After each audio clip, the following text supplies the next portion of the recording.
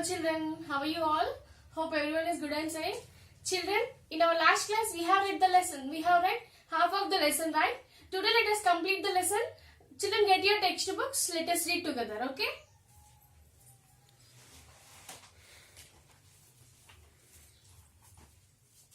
We have read till team spirit, which is in 24th page. Okay, children, open your page number 24. Here, qualities of a captain is there, right? Let us read from that, okay? Follow me. Keep your finger on the line where I am reading and read along with me, okay? Qualities of a captain. A good captain embodies the following qualities. A captain sets an example by his or her performance. He is open to the suggestions of all the members of the team. Is fair to each member of the team. Can settle differences among the team members amicably. So here a captain should be an ideal for the whole team. He should open to listen the suggestions of the team members. He should be fair with every member of a team. Okay. Equal opportunities for girls and boys. In earlier times, there was a belief that girls are not suited to sports. However, with the emergence of many sports, women have challenged this nation. You must have heard about famous Indian sportswomen such as P.T. Usha, Karnam Malleshwari and Kunja Rani Devi, Anju Bobby George, Sania Mirza and Saina Nehwal. They have excelled their chosen fields and brought fame to themselves and the country. We know many women sports players of our country like P.T. Usha, Sania Mirza, Saina Nehwal in different fields in the sense different sports. They have got a fame to their self and to our country also, right? In your page number 25th, there are many team games where boys and girls play together, such as mixed doubles in lawn tennis, badminton. Both girls and boys must be encouraged to develop their skills in the fields of sports and games. They should be given equal opportunities to excel their chosen field. See, let us see about the popular games. Let us see about the popular traditional games. So, what is traditional game? We know that we have discussed already. Let us see what are they again.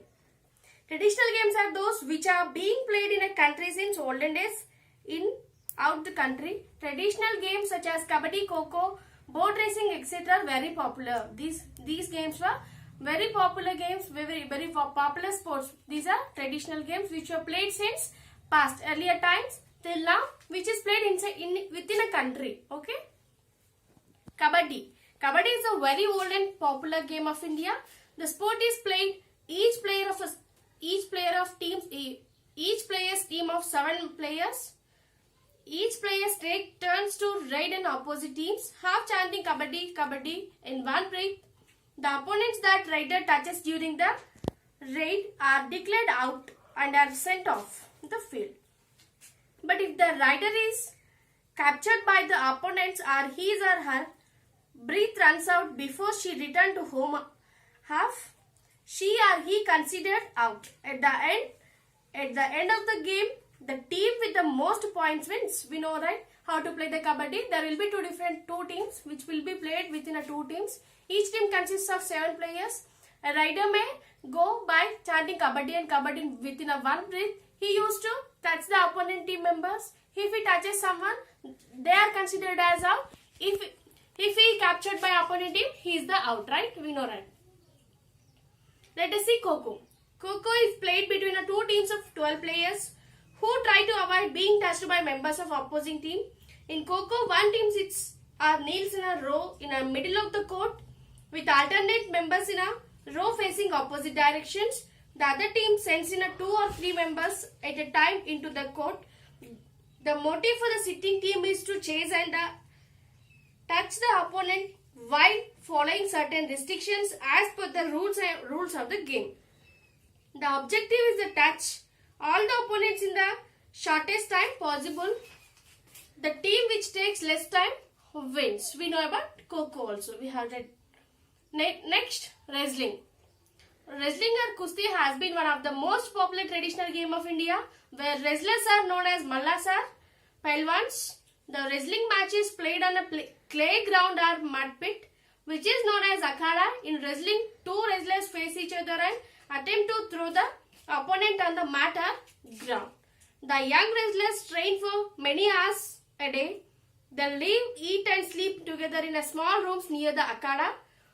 They follow the strict diet and train diligently under the expert teachers known as gurus or ustads. So, the wrestlers are also called as pahlwans.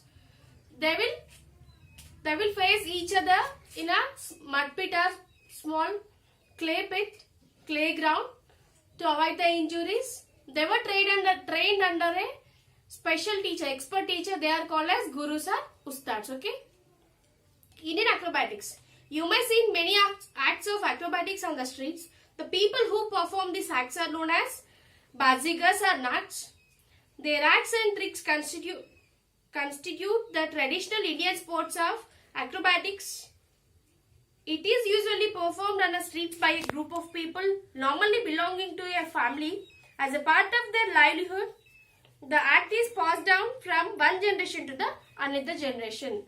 Martial art. Martial art is a sport that consists of self-fitness, meditation and character development. The team martial arts means arts concerned with the waging of war. Karate, judo, kung fu are some of the famous international martial arts. Here, let us see Mallakhambh. Mallakhambh is an ancient traditional Indian sport from Maharashtra. The name of the sport is derived from Malla, meaning gymnast, and Khambh meaning pole.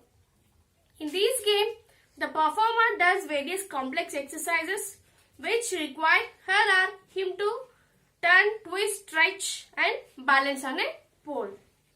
The grace, agility, dexterity and suppleness of body combined with the quick sense of timing of the performers make these sports worth watching. Next, archery. Archery is one of the most popular traditional sport of the people of Meghalaya. The bows and arrows are made of special type of bamboo and reeds. It is used for hunting and self-defense. Okay. Next, let us see sport snake boat race of Kerala. The famous snake boat race of Kerala is a part of celebration of festival Onam. The long boats are rowed by hundreds of oarsmen accompanied by the rhythmic sound of drums and cymbals and cheering songs by participants. Changing nature of leisure. In your 29th page you can see. Earlier times people used to spend their leisure time in a different kinds of local games and sports, cultural activities and various art and craft activities. Children spend their leisure time by listening to the stories from elders. Girls and boys used to play local games such as Gilli Danda, Lattu or tops, Kanche or marbles, etc. They also flew kites. Games such as Gargar, Stapo, etc. are also played. Children were encouraged to learn the crafts of sewing, knitting, embroidery and making rangolis, etc. The adults played card games, kabaddi, volleyball, kusti, etc. They participated in a cultural activities such as acting in plays and doing bhajanas and kirtans. However, with the changing of time, the nature of leisure activities has also changed. Nowadays, instead of playing outdoor games with friends, children enjoy watching television and playing video games and computer games. These days, games can also played in one's phone. Many children prefer watching cartoon programs and television than listening to the stories or reading storybooks. The leisure activities of elders have also changed. Instead of doing physical activities, many people now find it more enjoyable to watch the television. Here, use the internet and social media to connect to the family and friends, or to go out and dine in restaurants. Visiting amusement parks is liked by both children and adults. So, children, this is our lesson. Here, we have completed lesson reading. Hope you understood.